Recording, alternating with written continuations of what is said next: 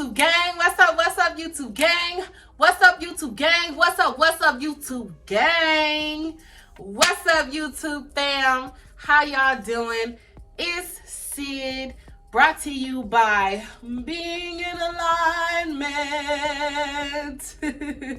Here, where you learn tips and tricks on personal development, healing, and growth. Today's topic, we are going to be talking about boundaries. Yesterday, I touched on it just a little bit in my very last video that I posted. Go check that out. Yesterday's series was absolutely amazing in my opinion. But I did touch on boundaries at the very end. So I wanted to bring it up today so we can elaborate just a little bit more on that, because there's a little bit more to boundary setting than really just saying that there is a boundary.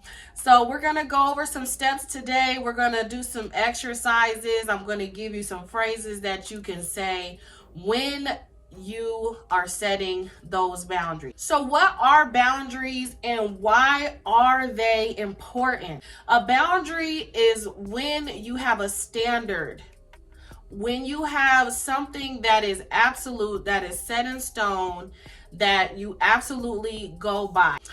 Something that is a part of you that is not to be touched with, that nobody else can come to you about, because you have a certain way that you do things or a certain way that you feel about things, and it's never going to change under anybody else's circumstances but your own. That is pretty much in a nutshell what a boundary is. Why is it so important to set boundaries?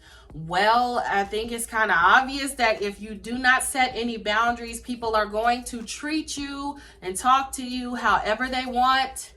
They're going to do whatever they want. They're going to say whatever they want. And you're just going to be walking around probably miserable, because you are a person that has feelings. You are a person that has morals. You are a person of value. So when people do things to you and say things to you and they have no concern about how you feel or how it makes you look or anything like that, that can eventually cause you to tear down. And then we fall into depression and I'm not good enough, and why do people treat me like this, and woe is me. It's because you don't have any boundaries, baby. But that's all right, because we're gonna fix that today, okay? One of the great indicators that you need to set a boundary with something, okay, so you know how somebody might say something to you, right? And then you are driving home and you thinking back to yourself on what that person said. That's a sign that you need to set a boundary there. Somebody does something to you that makes you feel uncomfortable, or that throws you off, or makes you start feeling some type of way. You were in a happy, good mood, and now you're not. That's an indication that you might need to set a boundary. People being too freely with their words and how they talk to you. People being too freely with their conversation with others about you. That is actually our fault for sharing that information with that person. But if you happen to share something with somebody and they do share it with other people, you can set a boundary with them and say, don't do that. But those are ways to identify that you might need to set some boundaries in your life. So I'm going to start off with some phrases that you could use if you don't quite know what to say yet. Now, the more that you say these things, the more that you practice it, at first, you're going to feel uncomfortable because, like we discussed yesterday, you're going to have some fear. You're going to be afraid of the person's reaction, of losing that relationship. Whatever your fear is, you're going to have some nervousness. And because if you're not a person who normally speaks up, such as myself, I used to be very passive aggressive. I would let a lot of stuff just slide on by and not say anything, and then it'll be like 2-3 years later, and then I'll bring it up and be like, you remember back on February 19th, 1993?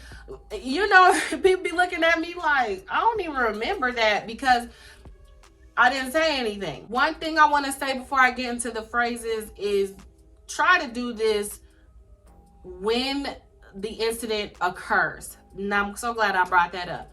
Don't wait a week from now to tell somebody how they made you feel 7 days ago. You have to do it in the moment, right when it's happening, because you know what people do? They catch amnesia. They don't know what you're talking about. They don't remember. So catch them right in the act, right when they do it, and you get that feeling in your spirit. That's when you say something. And here's some phrases that you can use. One of my number one pet peeves, guys, and I have a lot of them, but one of my top 3, I do not share my lip gloss, my lipstick, my Vaseline with nobody.